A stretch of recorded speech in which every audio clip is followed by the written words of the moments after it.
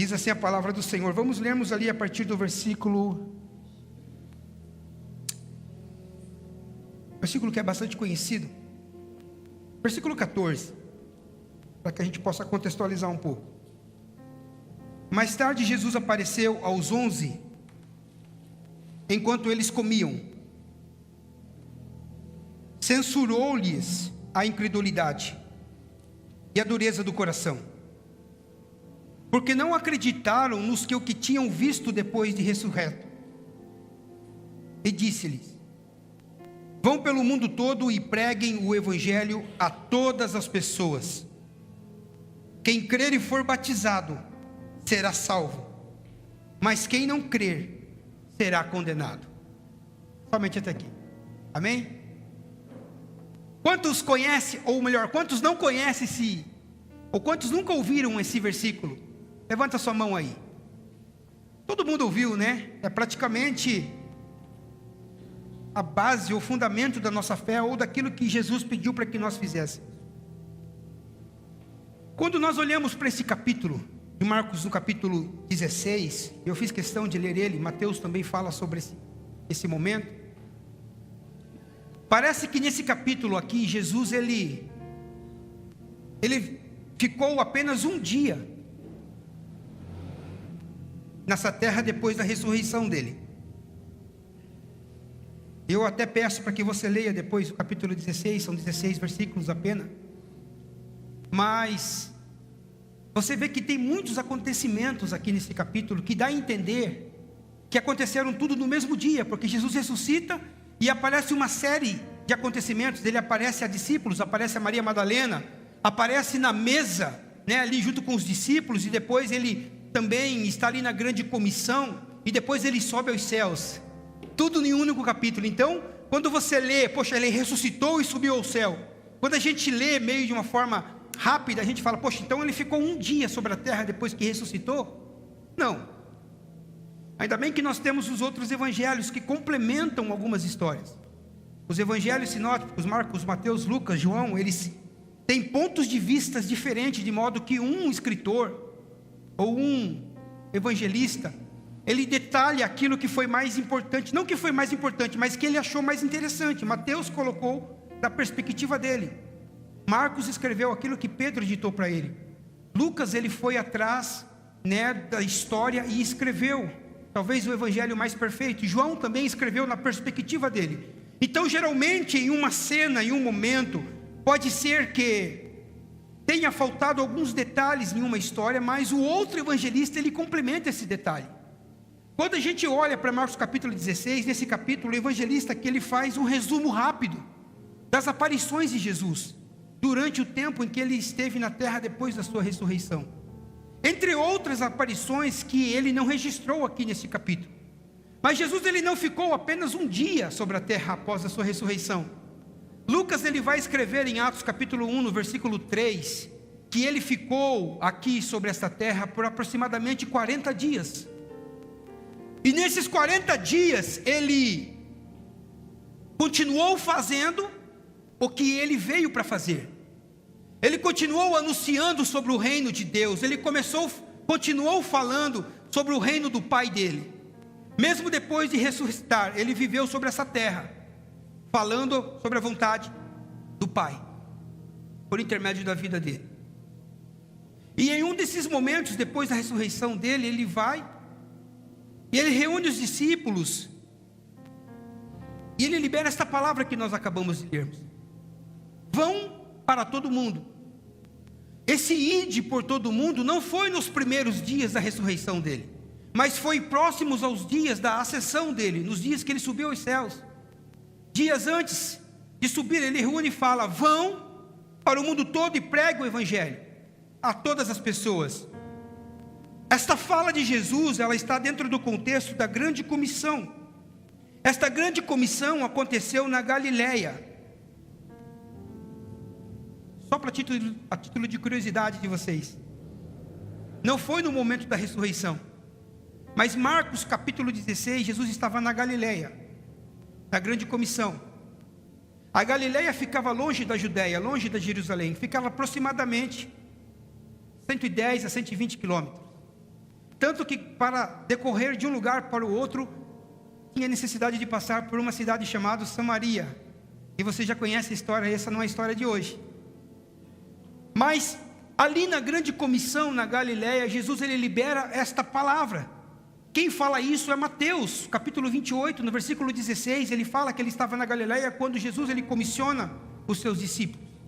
Só para título de curiosidade, no grande dia da ascensão de Cristo, quando ele sobe aos céus, ele estava perto de Betânia. Quem vai falar isso é Lucas, no capítulo 24, no versículo 50, dizendo que ele estava ali, a 110 quilômetros da onde ele estava diante dessa grande comissão, falando com os discípulos: vão e preguem o evangelho. Quando você olha para as escrituras dos evangelhos e você observa Jesus ele pregando, você vai ver que poucas vezes Jesus ele usa um modo imperativo da palavra, delegando uma ordem. Os ensinamentos de Jesus eram por intermédio de parábolas. Havia um homem, falava a língua do povo. A pregação de Jesus era simples e era sempre uma sugestão, trazendo clareza e entendimento para as pessoas daquilo que era certo e daquilo que era errado. Olha, isto é bom, isto é errado, isto você não deve fazer, isto é certo, você pode fazer.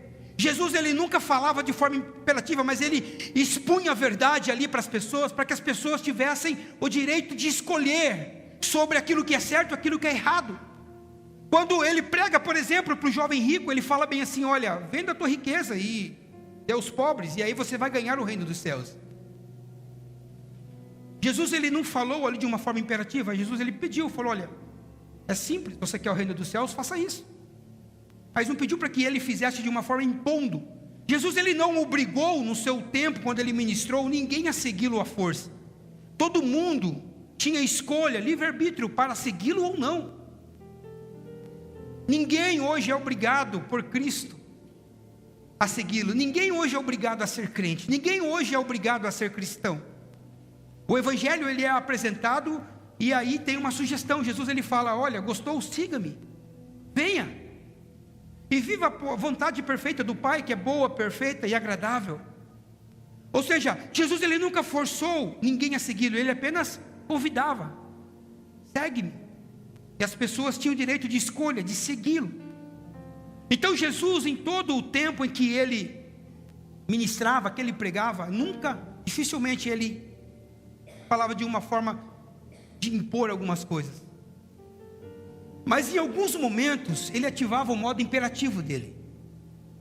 Em alguns momentos era ordenância. Em alguns momentos ele falava com convicção, mandando fazer. E quando ele falava dentro desse sentimento de missão e evangelismo e discipulado, era justamente nesse contexto em que ele ordenava. Quando se fala de missão, quando se fala de evangelismo, quando se fala de discipulado, Jesus, ele mandava. Jesus ativava o modo de imperação e dizendo: vão e façam. Sabe, você vai ver ali que Jesus, ele não pede para que nós fizéssemos discípulos ou missão. Jesus ele manda você fazer discípulo. Jesus ele manda você evangelizar. Ele manda você discipular pessoas. Há uma diferença entre pedir, embora pareça a mesma coisa, Andressa, pedir e mandar são diferentes. Porque pedir é uma forma mais educada e cordial de eu solicitar alguma coisa. Por favor, faça isso, por favor, faça aquilo. E a pessoa tem a escolha de fazer ou não. Agora, mandar é diferente, meu irmão. Mandar ali implica uma ordem, um comando, geralmente uma base, uma posição de poder de quem está mandando. A gente vê muito comum isso numa carreira militar, quando um oficial de uma patente maior, ele não pede, ele manda. E muitas vezes aquele que está numa patente mais abaixo, se ele não obedecer, ele pode até sofrer consequência, sendo preso. Então um oficial dentro do contexto militar, ele não pede, ele manda. Então há uma diferença entre pedir e mandar. E quando se trata de missão e evangelismo, Jesus, ele manda. Jesus ele não pede, ele dá uma ordem de comando, uma ordem pedindo para que nós, como cristãos, como os filhos, como seus seguidores, possa fazer. É interessante que Jesus ele vai, em alguns momentos, usar essa ordem de comando de forma imperativa. Você vai ver ali em Mateus capítulo 10, no versículo 8, quando ele envia os 12 discípulos para pregar o Evangelho. Vocês até talvez tenham visto essa cena no The Chosen, quem assistiu. Os discípulos, eles vão. Sabe, o que Jesus fala para os discípulos, para os 12? Vão, cure os enfermos. Vão, ressuscitem os mortos. Purifiquem os leprosos. Era uma ordem. Vão, expulse os demônios. Era imperativo, não era um pedido. Jesus estava mandando. Sabe, em outro momento você vai ver em Lucas capítulo 10, no versículo 3, ele envia os 70. E quando ele envia os 70, não era um pedido para os 70, mas ele falava bem assim: vão, era uma ordem, era imperativo. Eu vos envio como cordeiros no meio dos lobos. Vocês vão como cordeiro no meio dos lobos, mas eu estou dando uma ordem, pode ir, vão. Isto era imperativo ali. Então, em alguns momentos do seu sermão, Jesus ele dava essa ordem, esse comando. E aí, nesse momento da grande comissão, em Marcos capítulo 16, no versículo 15, ele libera a si mesmo comando para os seus discípulos. Quem é discípulo de Jesus aqui, diga amém. Amém. Então ele diz para vocês: vão e preguem a palavra. Todo aquele que crer e for batizado será salvo, mas quem não crer será condenado. Aqui Jesus ele libera também de uma forma imperativa esse comando: vão pelo mundo e pregue. Meu irmão, nós entendemos aqui dentro desse contexto que evangelizar não é um pedido. Evangelizar é uma ordenança. Da mesma forma que tomar ceia e cear não é um pedido, nem uma sugestão, é uma ordem de Jesus. Façam isto em memória de mim. É uma ordem nós estarmos aqui um domingo por mês, celebrando a ceia do Senhor. Não é um pedido de Jesus, não é uma sugestão. Ele pediu para que nós fizéssemos isso até o dia em que Ele voltasse para nos levar juntamente com Ele. E aí nós cearíamos com Ele, na presença do Pai. Se você sentisse o que eu senti, você dava um glória bem forte, meu irmão. É que o frio está tanto, né? Mas evangelizar, meu irmão, é uma ordenança. Evangelizar é uma ordem de Deus para a nossa vida, para a sua vida. Agora, por que Jesus ele usava esse imperativo quando ele falava de missão? Por que Jesus usava essa forma, né, quase que autoritária para falar de evangelismo, para falar ali de discipulado? Porque ali nós entendemos que todos os povos, todas as pessoas precisam ser alcançados pelo Evangelho. Todas as pessoas têm o direito de ouvir sobre esse Evangelho, pois eles também são criação de Deus, são criatura, feitos das mãos de Deus. E eles precisam ouvir esse Evangelho. Eles precisam conhecer, eles podem não aceitar, mas eles precisam ouvir. E quem vai pregar para eles? Quem vai falar para eles? Somos nós, somos eu, sobre vocês. Sabe, quando Paulo ele vai escrever para Timóteo, na primeira carta dele, no capítulo 2, no versículo 4, ele vai dizer que Deus deseja que todos os homens sejam salvos e sejam, e cheguem ao pleno conhecimento da verdade. Paulo dizendo que todos têm o direito de ser salvos. Todos têm o direito de chegar a ter o conhecimento da verdade. E o Evangelho ele é justamente para todos. Eu citei aqui quando Jesus estava na grande comissão, ele estava na onde? Galileia. Eu levei quase 1 hora, meu irmão, para discernir tudo isso aí. Galileia, Judeia. Tem uma confusão na cabeça da gente. Jesus ele estava na Galileia. Quando eu falo que o Evangelho é para todos, Jesus estava na verdade na Judeia e precisava ir para a Galileia. Texto de João capítulo 4.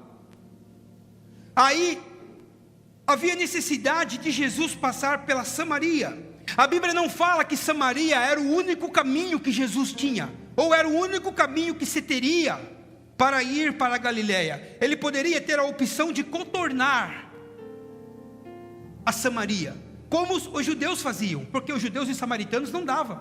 Aí você vai para o texto de João, no capítulo 4, no versículo 4, ali João ele vai dizer: pois era-lhes necessário passar por Samaria.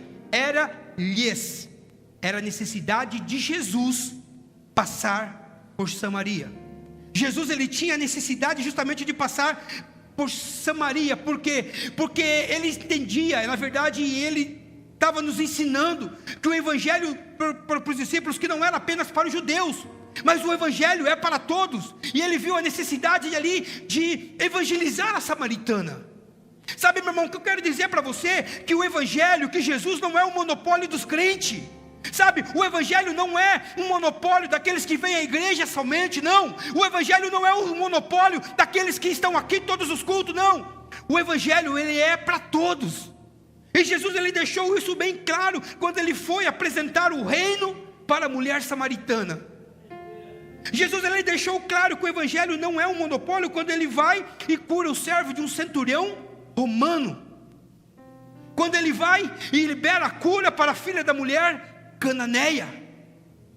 O Evangelho não era somente para os judeus. Quando ele vai para Gadara e aí ele liberta o homem gadareno. Ou seja, o Evangelho, Cristo não era somente para o povo judeu, mas Cristo, o Evangelho é para todos.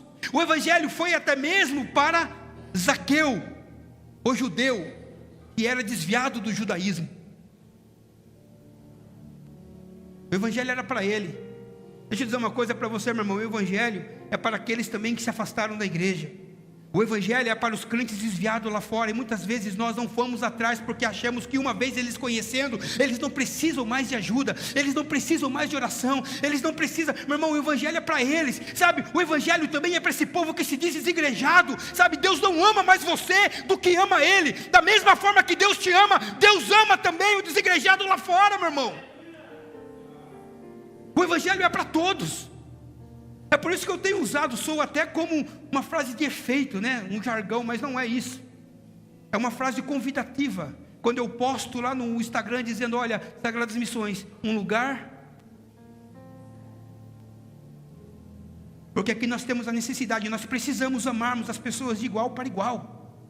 Aqueles que pararam pelo caminho, aqueles que não têm força mais para estar na igreja, meu irmão, muitas vezes por uma frustração, por se machucarem na caminhada, por tropeçarem, e muitas vezes deixarem de lado, e os crentes achando que o Evangelho, que Jesus é somente para nós, que não é para eles. Não, meu irmão, o Evangelho é tanto para nós quanto para eles. Por isso que Jesus, ele vai lá em Zaqueu, o desviadão lá do judaísmo, fala, olha, hoje convém pousar em tua casa. Hoje chegou a salvação para a sua casa, meu irmão. Os discípulos, eles aprenderam isso, eles entenderam isso na verdade. Tanto que Pedro, no capítulo 10 de Atos, ele é enviado à casa de Cornélio, um centurião romano, que não era judeu. Mas o mais interessante era que Cornélio já tinha no coração dele a palavra. Alguém já tinha chegado antes e semeado. Havia necessidade apenas de Pedro ir regar a semente que foi plantada sobre o coração do Cornélio, o centurião romano. E Cornélio, ele foi ali o primeiro, podemos dizermos, o primeiro gentil convertido oficialmente, o primeiro crente que não era judeu, que foi convertido oficialmente, porque o Evangelho não era somente para os judeus. Paulo, ele vai e apresenta o Evangelho para Lídia, ali na Macedônia. Tempos depois ele vai e apresenta o Evangelho para um carcereiro, ali em Filipos, que não era judeu também. Paulo, ele continua pregando o Evangelho, e chega um momento que ele apresenta o Evangelho para um procônsul, um governador romano, de uma província romana chamado Sérgio Paulo, que não era judeu. Porque o Evangelho é para todos. Paulo também entendeu isso, que o Evangelho não era somente para os judeus, mas também para todas as pessoas. Sabe, você vai ver que Paulo, ele explica, meu irmão, a importância de levar o Evangelho a todas as pessoas, mostrando que todos precisam ouvir. Ele registra isso em Romanos capítulo 10, versículo 14, dizendo bem assim, ó: todo aquele que invoca o nome do Senhor será salvo. Mas como crerão, se nunca ouvirão? Mas como ouvirão, se não há quem pregue? Como pregarão, se não forem? Isso aí, Carlinhos, enviados.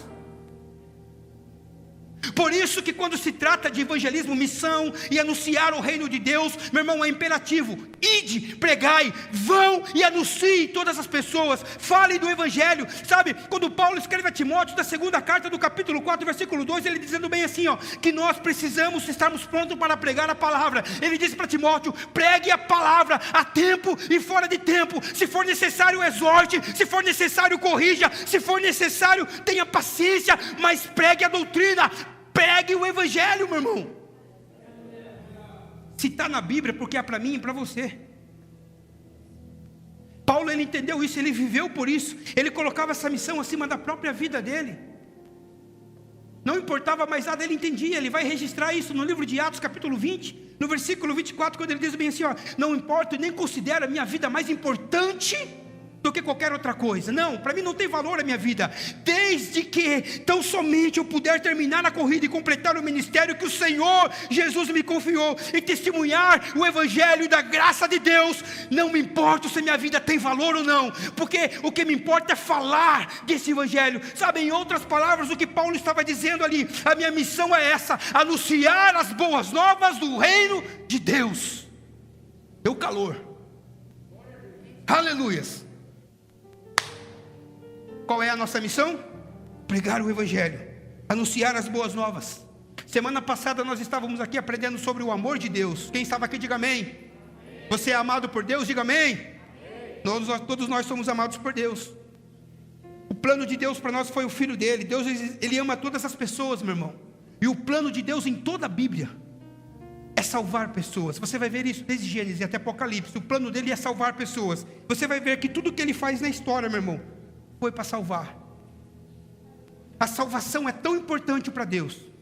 A salvação é tão importante no reino, que é o único milagre, o único acontecimento registrado nas Escrituras, e a festa no céu, quando acontece.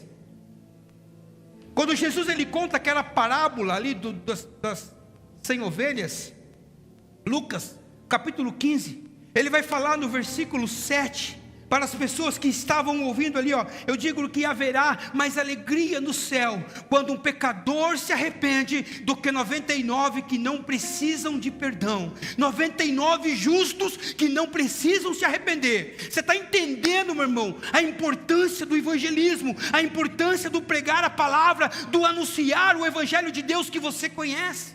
Porque quando uma pessoa se rende no céu, o céu para e entra em festa. Os anjos festejam diante de Deus. Os anjos ali, meus irmãos, eles celebram diante do trono de Deus. Quando um pecador se arrepende, há alegria no céu. Sabe, por isso que evangelizar é uma prioridade para nós como crentes, como cristãos. Você foi amado, você aprendeu a semana passada sobre isso. Agora você tem uma missão, é uma prioridade. Essa é a nossa prioridade, meu irmão. E muitas vezes qualquer outra coisa na nossa vida pode esperar, menos uma oportunidade que o Espírito que Deus te dá de evangelizar. Sabe por quê? Porque muitas vezes um pecador pode não ter mais que um minuto de vida. Um pecador pode não ter mais que um momento ali na vida.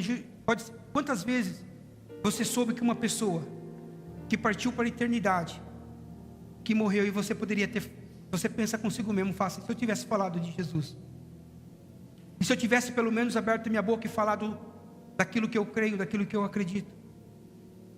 E às vezes você pede a Deus para que aquela determinada pessoa tivesse sido alcançada pela graça dele. Por isso que evangelizar e falar de Jesus, para nós que somos cristãos e conhecedores da palavra, tem que ser uma prioridade. Porque muitas vezes as pessoas podem não ter mais que um momento de vida, mais que um minuto de vida. Isso é muito sério quando você começa a ver e ter essa perspectiva. Quantas pessoas poderiam ser alcançadas pela palavra se você pudesse abrir a boca, ou se você quisesse abrir a boca e falar do amor de Deus para ela. Sabe o que eu quero dizer para você, meu irmão? Nunca perca a oportunidade de dizer para alguém: Jesus te ama. Nunca perca a oportunidade de chegar em alguém e dizer: olha, Jesus te ama, Jesus se importa com você, Jesus morreu por você. Nunca perca essa oportunidade de se dobrar ali diante da missão que foi lhe dada. Sabe por quê? Meu irmão, se nós quisermos sermos parecidos com Jesus, entenda que Jesus, ele priorizava essa missão. a missão que o Pai havia dado a ele, a missão que Deus designou para o seu Filho Jesus trazer sobre essa terra.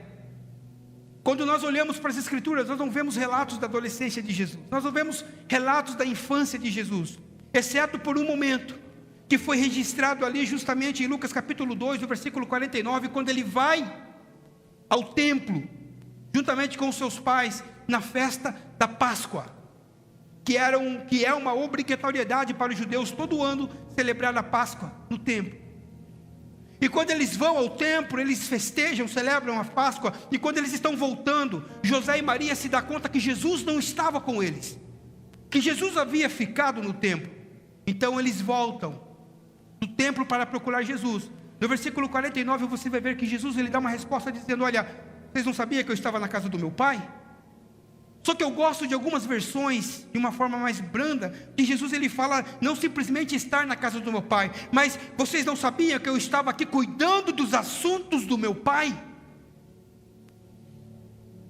Falando daquilo que o pai havia pedido para que ele falasse. Essa era a missão que Jesus tinha, falar sobre o reino de Deus. Quando você vê ali a tentação que Jesus teve em Mateus capítulo 4, quando o diabo vai tentar Jesus, meu irmão, ele tenta Jesus de todas as formas, tentou, ofereceu tudo, mas Jesus priorizou a missão que ele tinha ao invés do conforto. Jesus priorizou o propósito que ele carregava ao invés do conforto. Qual era o propósito? Anunciar as boas novas dos céus, as boas novas de Deus, do Pai. Jesus ele priorizou isso, meu irmão, acima da vontade dele. No texto ali que eu citei da mulher samaritana, ele fala isso de maneira clara, quando ele anuncia o evangelho para aquela samaritana aceita, entende quem era ele. É interessante que ele não pede para ela ir anunciar, é ela que sai correndo para Samaria, dizendo: venham e vejam o homem que sabe tudo a meu respeito. Quando ela sai, os discípulos chegam. Quando os discípulos chegam, eles chegam diante de Jesus e falam: mestre, coma alguma coisa. Jesus olha para ele e fala: olha, eu tenho uma comida que vocês não conhecem. Quem sabe João olhou para... É João, né? Lógico, João escreveu, né? João olhou para os outros, mas quem que trouxe comida para ele? Quem que trouxe comida? Não tem mais ninguém aqui, somos só nós que estamos aqui. Jesus escuta João falando isso, no versículo 34 do capítulo 4, ele vai dizer que a minha comida e a minha bebida é fazer a vontade daquele que me enviou. Jesus tinha tanta satisfação na missão, que o prazer dele era executar essa missão. Não importa se ele estava fisicamente alimentado ou não, mas o prazer dele estava em falar sobre essa missão, meu irmão. Os discípulos em Atos, você vai ver que eles priorizaram essa missão. Desde Atos 2, quando eles pregam ali, Atos 3, eles vão presos, saem da cadeia, prega de novo, vão para a cadeia, e de repente você vê outros discípulos vindo, pregando, apanhando, sendo apedrejado, mas pregando. Você vai ver Paulo priorizando essa missão, lá sendo preso com Silas, mas não importava onde ele estava, ele tinha um propósito, ele tinha uma missão, e para ele essa missão estava acima de tudo, meu irmão.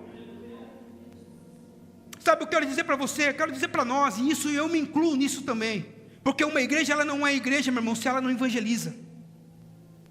Isso é forte. Uma igreja, ela não é igreja, meu irmão, se ela não faz missões. Uma igreja, ela não é igreja se Jesus não salva almas dentro dela. Uma igreja, ela não é igreja se ela não discipula, se ela não agrega as pessoas que Jesus tem salvado, que as pessoas que se convertem dentro dela. E quando eu falo que uma igreja não é igreja, eu não falo no quesito instituição, eu falo no quesito corpo, organismo, de pessoas, juntamento de pessoas, de comunidade. Sabe, nós estamos chegando a um tempo, Sagradas Missões, de nos despertar para aquilo que Deus nos chamou. Qual é o nosso nome? O nome da nossa igreja, irmãos? Nós temos uma missão sagrada em nossas mãos. Se você faz parte deste organismo, desse corpo, isso cabe a você, isso cabe a mim também. Nós temos uma missão, você tem uma missão. Sabe, o ID, o vão aqui não é somente para os pastores, não é somente para os missionários, não. O ID é para todos os crentes. O ID é para você. Sabe, muitas vezes eu ir, viver e fazer a missão, O ir muitas vezes, meu irmão, o fazer a missão, não é só falar, mas é viver. Sabe, viver a missão, muitas vezes é mais do que falar de Jesus. É mais do que estar aqui dentro da igreja, pregando ou falando de Jesus aqui dentro. Sabe, o ID, a missão nossa, muitas vezes é representá-lo todos os dias lá fora. Em todo o tempo lá atrás, todo o tempo lá fora. Sendo o evangelho vivo. Sabe, Jesus ele vai dizer, Mateus capítulo 5, versículo 13, aquela passagem que ele fala, olha, vocês são luz, vocês são sal da terra. Mas se vocês perderem o sabor, se vocês forem pessoas de nada servem, vocês não servem para nada, se vocês perderem o sabor, o propósito pelo qual Deus os enviou, muito pelo contrário, vocês serão jogados fora, porque não há em vocês valor, porque não há sabor no sal, quando ele perde ali o seu sabor. Você é chamado, eu sou chamado para um propósito, meu irmão. Agora, antes de nós fazermos qualquer coisa, nós precisamos ser luz, ser sal. Antes de sequer abrirmos a nossa boca, nós precisamos sermos, sabe? Porque é muito fácil às vezes eu falar, mas o difícil é o viver, é o pregar de forma comportamental.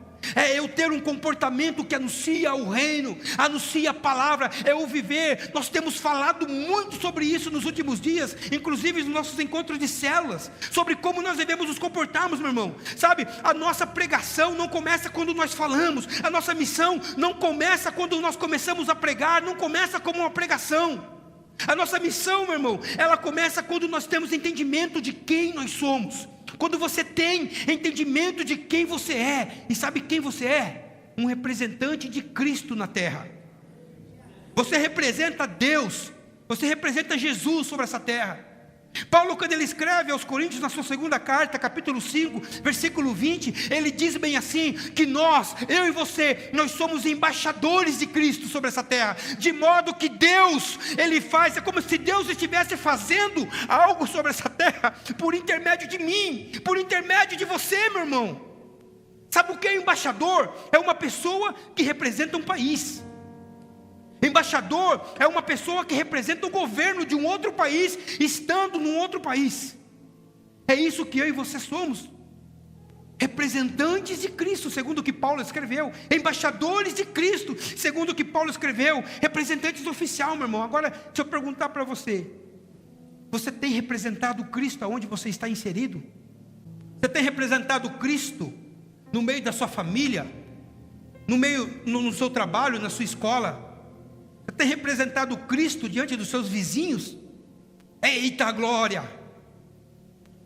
Você é um representante de Cristo. Sabe, quando a gente olha para o texto de Mateus 5, que nós somos luz do mundo, a luz, quando ela ilumina, meu irmão, a lâmpada, ela não acende para si mesma. A lâmpada que nós acendemos aqui, ela não acende para ela mesma, mas ela acende para nós. Ela acende para iluminar pessoas. Você, aquilo que você vive, aquilo que você faz, não é para você mesmo. Se você é luz, é para iluminar pessoas, é para trazer clareza sobre a vida das pessoas, é para trazer entendimento sobre a vida das pessoas. Sabe, quando você entende quem você é, meu irmão, quando você tem convicção, entende, compreende quem você é, sabe, a sua vida vai exercer influência sobre o ambiente que você estiver de forma naturalmente. Você não vai precisar criar um personagem crente para você atuar, não.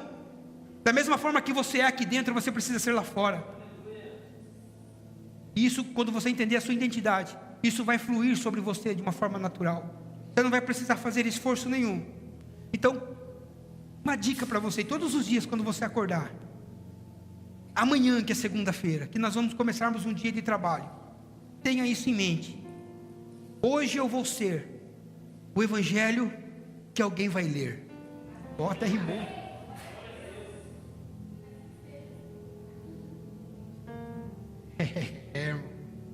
Que evangelho esse povo aí vai ler, hein? Mas a sua presença deve carregar a presença de Cristo. A sua vida deve carregar a presença de Cristo. Quando Pedro escreve a sua primeira epístola, no capítulo 2, no versículo 12, ele vai dizer bem assim, olha, viva entre os pagãos de forma exemplar. Viva entre os tribulosos lá do seu trabalho, da sua escola, do seu ciclo de relacionamento, de forma exemplar, no meio das suas parentelas, de forma exemplar. Eu começo fazendo a minha missão dessa forma, eu começo o ID dessa forma, sabe? As pessoas, antes de ouvir a nossa mensagem, elas observam as nossas vidas. Antes dela ouvir aquilo que você tem para falar, ela vai olhar para você, ela vai analisar a sua vida, sabe? Porque a minha conduta pode abrir e pode fechar portas para o Evangelho. A forma com que eu me comporto, as minhas ações, pode abrir e pode fechar portas para o Evangelho, porque não é simplesmente falar de Jesus, mas é eu viver como Jesus viveu, meu irmão. É você viver como Jesus viveu. A nossa missão de ID não é simplesmente subir num palanque na esquina ali e falar da Bíblia, de Cristo, não. Ela começa como uma ação, com uma mudança de comportamento, como uma forma como que devo me comportar. Sabe, o que as pessoas lá fora conhecem de Jesus através da sua vida? Será que as pessoas conseguem conhecer Jesus através da sua vida? Conhecer Jesus através das suas ações, através do seu comportamento? Meu irmão, o mundo não lê isso aqui não. As pessoas lá fora não lê a Bíblia. As pessoas, meu irmão, lê a sua vida, como cristão que você é. Elas analisam a sua vida, elas analisam a minha vida, sabe? As pessoas, elas sonham em pregar o Evangelho. Talvez não tenha coragem, mas elas sonham em pregar, em anunciar o Evangelho, e pá! Sabe, o primeiro sermão que você prega, o primeiro sermão que nós pregamos é o nosso comportamento. É a forma com que você fala, é a forma com que você resolve as coisas. Então, antes de falar, meu irmão, viva. Viva a missão, viva o ID, vive o propósito. Porque falar sem viver vai gerar nas pessoas descrédito com aquilo que você poderá falar depois. Isso tem um peso muito grande. Essa é a nossa missão. Nossa missão é demonstrar o Evangelho, meu irmão, através das pequenas atitudes nossas do dia a dia. É demonstrar o reino através das nossas ações, através da nossa honestidade no trabalho, através da nossa bondade com aqueles que não merecem que nós sejamos bons com Ele. Porque ser bom com quem é bom com a gente é fácil, mas ser bom com aqueles que não merecem, meu irmão, é aí que está o mistério do Evangelho. Sabe, é você perdoar, mesmo quando isso dói em você, mesmo quando você chora, mas se faz necessário você liberar o perdão, sabe? Liberar o perdão chorando, doendo, como se o seu coração tivesse sido arrancado, mas você perdoar. É com isso que eu começo a pregar o Evangelho, é com isso que eu começo a anunciar o Evangelho. Porque quando nós vivemos o que pregamos, a partir do momento em que nós abrimos a nossa boca para pregar, essa pregação vai gerar impacto na vida das pessoas, vai gerar impacto na vida das pessoas que estão ouvindo. E uma das formas de nós vivermos esse Evangelho é sermos conduzidos pelo Espírito Santo de Deus. Eu acho que Romanos 8, capítulo 5 ou 4 vai dizer que quem vive segundo a carne tem a sua vida controlada por essa natureza, mas quem vive segundo o Espírito tem a sua vida guiada pelo Espírito Santo. Sabe, é você deixar que os frutos do Espírito manifestem sobre a tua vida. E é difícil. É difícil. Pregar esse Evangelho, viver esse Evangelho é muito difícil. Deixar os frutos do Espírito se manifestarem em nós, meu irmão, é mais difícil ainda. Falamos isso na quarta-feira, Gálatas 5, 22. Não é 22, é 22. Quando a manifestação do fruto do Espírito sobre a nossa vida, são 9 características: amor, sabe, alegria. Será que você vive de forma alegre todos os dias? Porque, gente, não tem nada mais ruim do que você conversar com alguém todos os dias tem uma desgraça e uma tristeza para falar. Você começa a evitar essa pessoa. Você não consegue ficar perto de uma pessoa assim. E às vezes nós estamos sendo essa pessoa. sabe? Alegria, paz. Em contrapartida, não há nada mais gostoso do que você estar perto de uma pessoa que exala paz. Sabe, aquelas pessoas que você não quer sair de perto, você fala, como é gostoso conversar com essa pessoa, como é gostoso estar perto dessa pessoa, porque eu sinto uma paz tão grande quando eu estou perto dessa pessoa. Sabe o que é isso? É o fruto do Espírito, essa característica de paz sendo manifesta na vida dessa pessoa. Quando você conversa com uma pessoa que ela tem paciência, irmão, de te ouvir. Aqueles que gostam de falar e encontram alguém que tem paciência, a pessoa fica ouvindo, fala, cara, isso aí é o fruto do Espírito sendo manifesto na vida dessa pessoa. Amabilidade, fruto do Espírito, sabe o que é isso? É tratar bem as pessoas, é ser educado, meu irmão. Você sabia que educação também é característica do fruto do Espírito? E eu começo a anunciar o Evangelho, o ID, quando eu começo a manifestar essas características na minha vida. Tratando bem ao próximo. Quando eu sou bom, a bondade é uma característica do fruto do Espírito sobre a minha vida. A fidelidade, meu irmão, como é difícil hoje a gente ver pessoas fiéis umas às outras. Porque a fidelidade é uma característica do fruto do Espírito. Será que você tem sido um amigo fiel?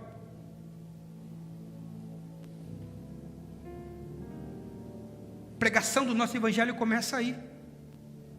Eu vi essa semana, talvez vocês tenham visto um vídeo da Sônia Hernandes, que ela fala algo muito forte. Ela diz bem assim, ó, não seja amiga de quem anda com pessoas que falam mal de você. Deu um tic-teco na minha cabeça, eu fiquei pensando sobre aquilo. Não ser amigo de pessoas que andam com terceiros que falam mal de você. E ela fala bem assim, sabe por quê? Porque se esse teu amigo anda com pessoas que falam mal de você, a Bíblia diz que não pode caminhar dois, se não estiverem de acordo um com o outro. Isso é forte, né, gente? Mas isso aqui foi só um parênteses para você ser um cristão melhor, hein? Mas ser bom, ser fiel uns aos outros. Domínio próprio, irmão. Sabe, quando vem na ponta da língua aquela resposta que você quer dar para fulano, aí você, sabe, como é que fala? Cheira a florzinha e assopra a velhinha. É um tempo do Espírito Santo chegar em você e falar, pai, não vale a pena. Muito comum isso no casamento, né? Maridos. Cris assoprou muito velhinha ontem, cheirou muita florzinha ontem.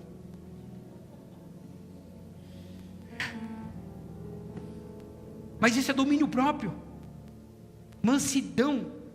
Aquela pessoa mansa. Fruto do Espírito. Não há característica maior na vida de um cristão quando nós conseguimos manifestarmos essas qualidades sobre a nossa vida, sobre a sua vida.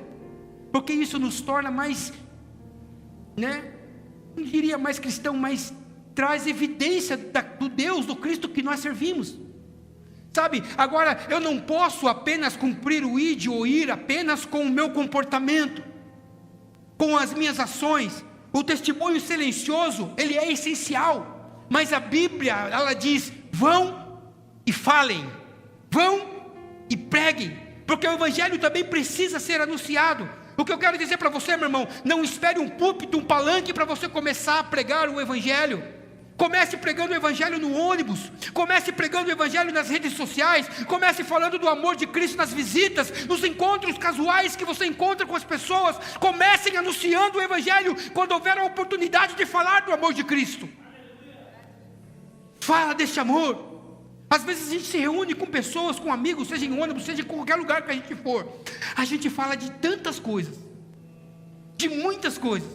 Falamos de futebol, de memes, de reels que a gente vê na internet. Falamos de trabalho, falamos de pesca. Mas não falamos de Jesus, cara. A gente não fala de Jesus. Evangelizar é uma oportunidade que você não pode perder. Porque a pessoa pode não ter mais do que um minuto de vida. Você não pode perder essa oportunidade, meu irmão, porque cada oportunidade muitas vezes pode ser a última daquela pessoa de ouvir a palavra. Cada oportunidade pode ser a última daquele ser humano que está na sua frente ali, sabe? Então não deixe passar. O que eu testemunhei ontem à noite ali, nós estávamos reunidos na chácara do Rivael, do Edson, no aniversário do Edson. O Edson, se não tivesse ninguém lá, ele comemoraria o aniversário do mesmo jeito. Ele fez a comida, ele cantou parabéns, ele fez o discurso para ele mesmo, foi lindo de ver. Mas o que chamou a atenção aqui, ele falou, a gente vamos orar para a gente começar a comer, e ele pega a palavra e ele fala. Ele não falou um momento, 1 minuto dele. Aquilo foi poderoso, Edson. Porque em um único momento não saiu da boca dele a palavra Deus e Jesus. Tinha muitas pessoas, mais de 60 pessoas, familiares, amigos, crentes, descrentes, pessoas afastadas, pessoas que servem a Deus, mas ele levantou a voz e deu honra, glória, graças ao Deus que ele serve. E isso é poderoso, não perder a oportunidade, porque ali, Edson, a semente foi lançada. Pode ter pessoas que não têm a oportunidade de ouvir mais você falar, mas você liberou uma semente, liberou uma palavra, pode ter certeza que virá outro e vai regar, e um dia vai germinar, para a honra e glória de Deus.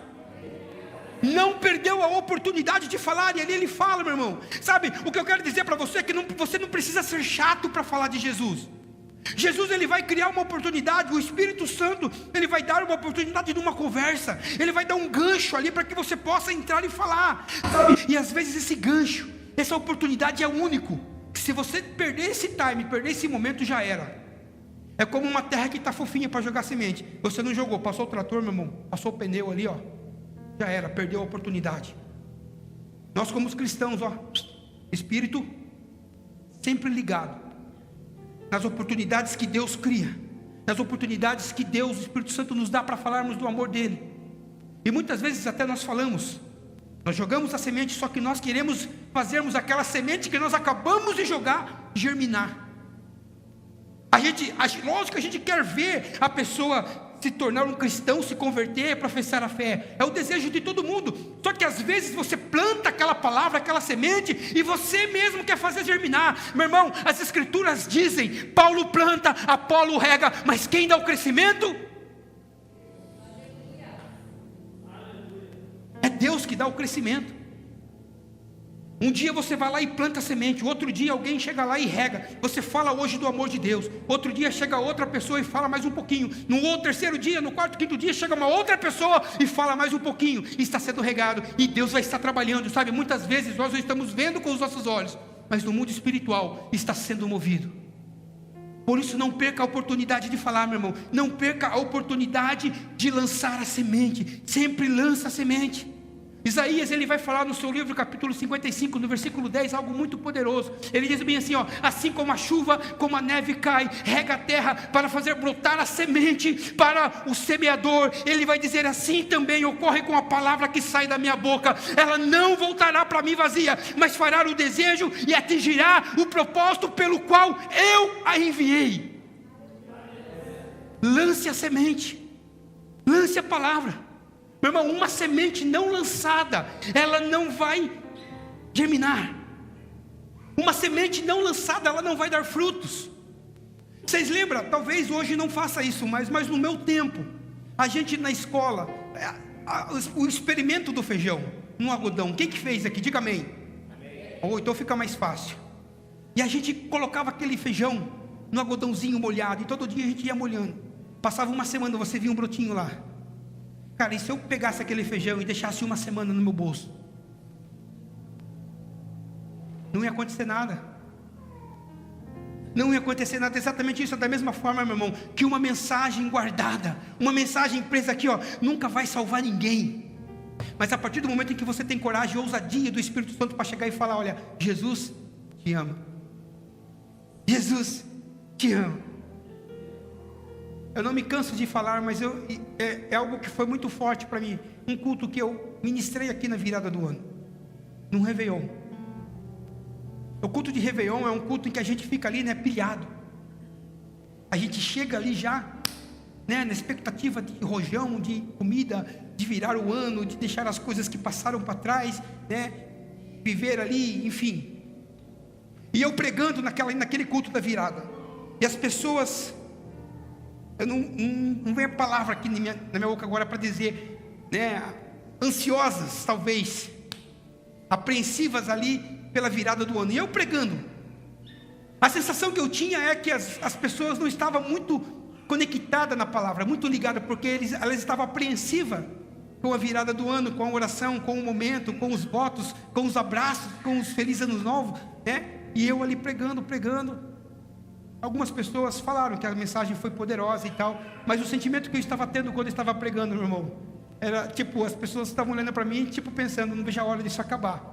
Só que quando eu tive esse sentimento, eu comecei a pregar com mais intensidade, sabe? Eu comecei a pregar com tudo que há em mim. Eu falei, Senhor, eu vou zerar hoje minha vida, eu vou dar tudo que há em mim, todo o conhecimento que eu tenho dentro desse contexto que eu estou pregando, eu vou falar. E eu comecei a pregar como se não houvesse amanhã, como se não houvesse ano novo. Eu estava praticamente pregando sozinho, a igreja, sabe? E você vai pregando contra o tempo, porque vai chegando meia-noite, o povo quer, né, passar virada orando, e eu pregando, beleza, amém.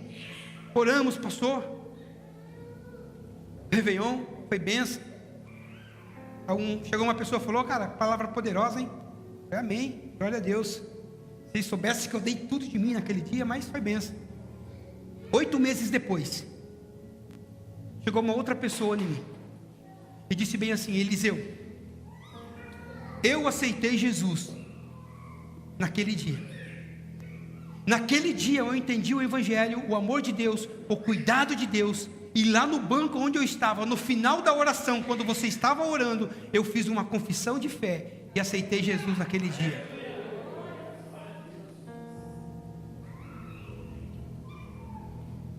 A palavra não volta vazia, irmão.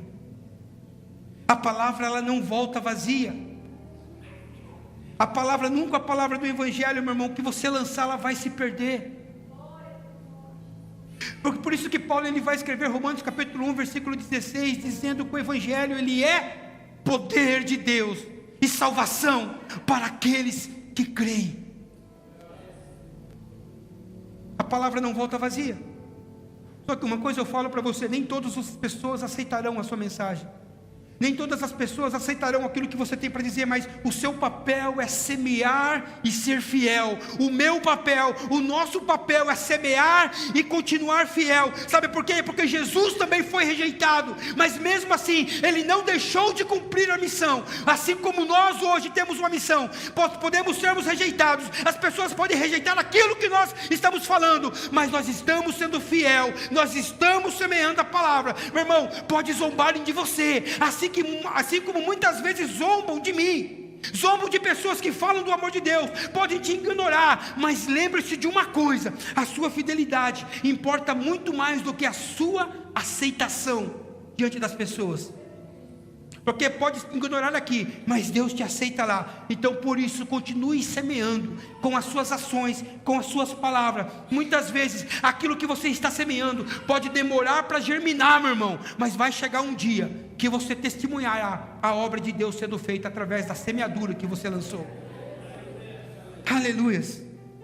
Viver o ID é ser sal, é ser luz, sabe? É pregar com a vida, meu irmão, e com a palavra. E com palavra é perseverar até o fim no chamado que Ele nos deu. A nossa missão, a sua missão, ela não é um evento, ela é um estilo de vida. A nossa missão é um estilo de vida, não é apenas um ato, um acontecimento. E hoje eu quero dizer para você que Jesus continua dizendo: vão e preguem a palavra a todas as pessoas. Ide e pregue a palavra a todas as pessoas. Vão. A pergunta que eu deixo para você nessa noite: você tem ido?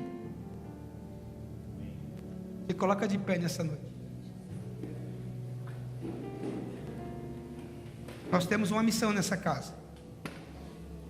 Nós temos um nome poderoso. Nós temos uma ordenança, uma palavra. Nós precisamos ir falar desse evangelho, falar desse amor, porque nós temos uma missão.